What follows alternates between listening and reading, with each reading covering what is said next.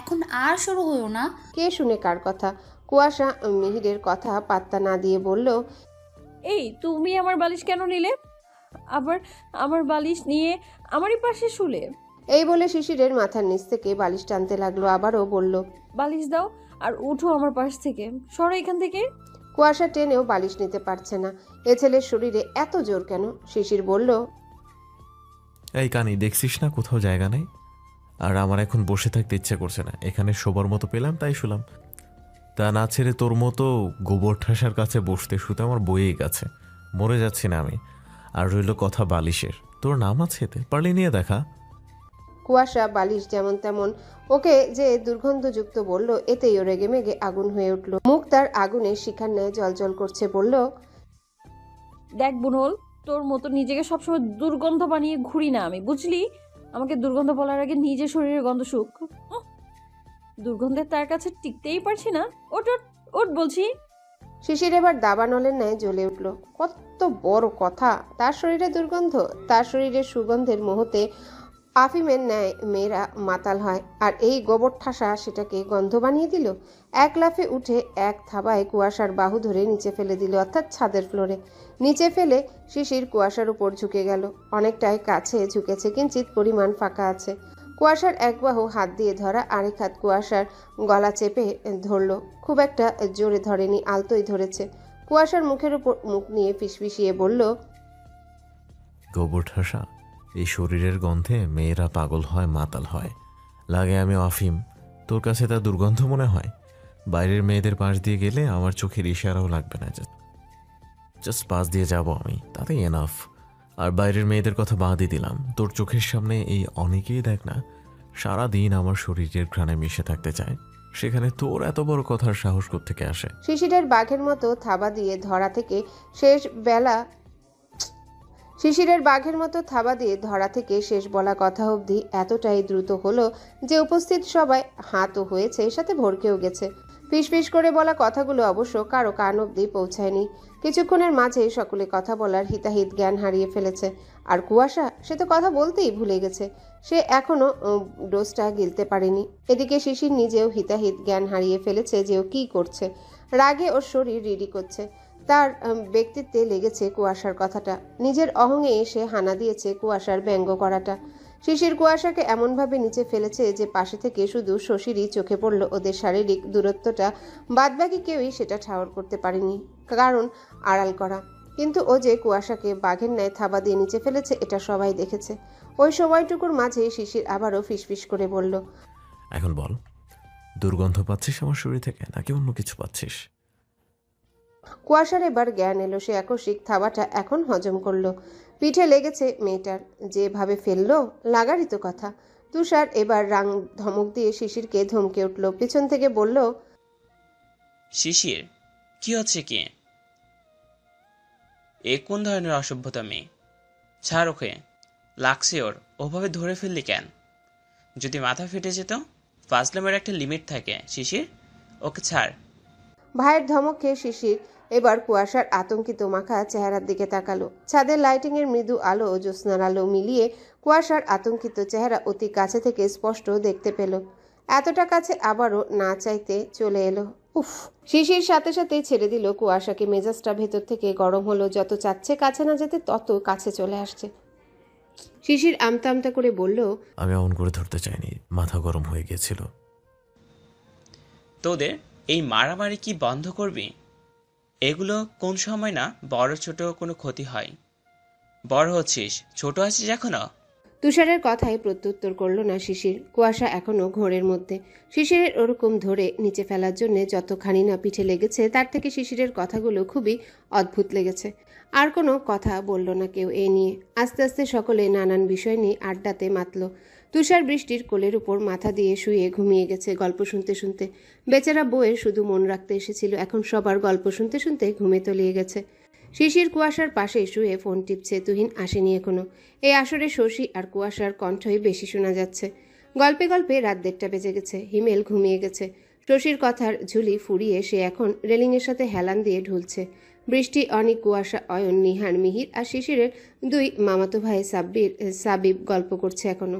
শিশির মাঝে মাঝে কথা বলছে। এমন সময় শশী ঘুমে বিভোর হয়ে নিহারের বুকের উপর এসে পড়ল। কারণ নিহার কাত হয়ে শশীর দিকে ছিল। চমকে নিহার তাকালো, দেখলো শশী ঘুম। বৃষ্টি বলল, মেয়েটা ঘুমিয়ে গেছে। ও তো বাড়িতে এত রাত কখনোই জাগে না। আচ্ছা ঘুমুক, সমস্যা নেই।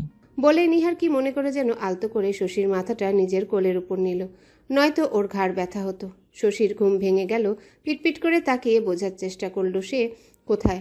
যখন বুঝলো সে তার প্রিয় মানুষের কোলের উপর, তখন মনটা নেচে উঠল। সাথে সাথে চোখ বন্ধ করে নিল।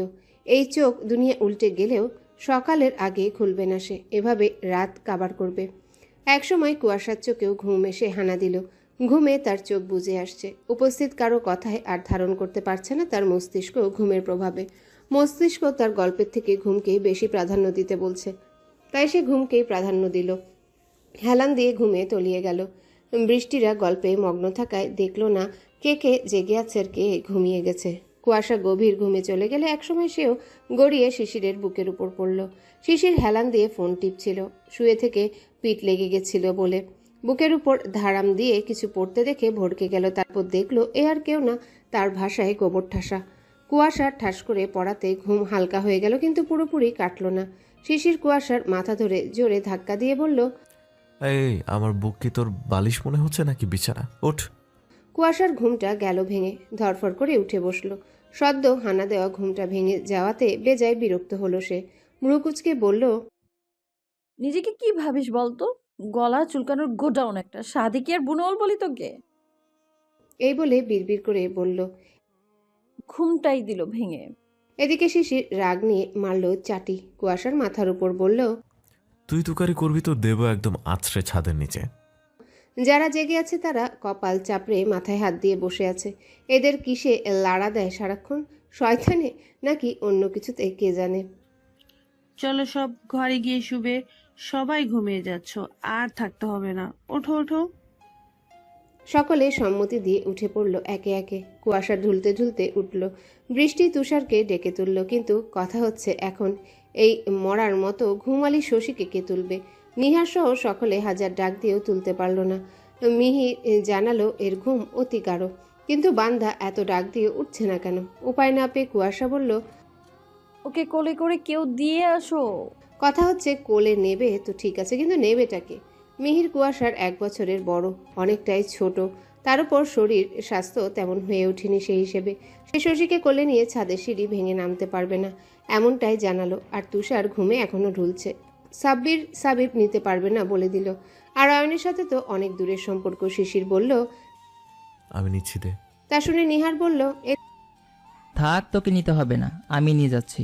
কুয়াশা তোর ঘরেই থাকবে না? হ্যাঁ, আমার ঘরে দিয়ে এসো। এদিকে নিহারের কথায় শশীর ঘুমের মাঝেও মনে হলো ঠোঁটে হাসি ফুটল, কিন্তু কেউ সেটা খেয়াল করলো না। এই মেয়ে যে ড্রামা করছে সেটা সকলে যদি একবার জানতো। শেষমেশ নিহারই কোলে তুলে নিল শশীকে। কোলে নিতেই শশী আষ্টে পৃষ্ঠে নিহারের গলা জড়িয়ে ধরল। নিহার গেল ভরকে। শশীর দিকে তাকালো, দেখলো চোখ বন্ধ, কিন্তু এমনভাবে ধরল তার মাথায় একটা কথাই এলো। এ কি আদৌ ঘুমে? সকাল 8টা বেজে মিনিটের কাটা গিয়ে একের ঘরে ঠেকেছে। মালিথা ভিলার সদস্যসহ মেহমানরা নাস্তা করছে। নাস্তায় আছে চালগুড়া আটার রুটি এবং গরুর মাংস ভুনা, সাথে ভুড়ি ভুনা, যেটা কুয়াশা শিশিরের দুজনের অতি প্রিয়। এত মানুষের একসাথে খাওয়া হবে না বলে আগে জাকির মালিথা, জাহিদ মালিথা সহ তুষার, তুহিন, অয়ন, সাবির খেয়ে উঠে গেছে।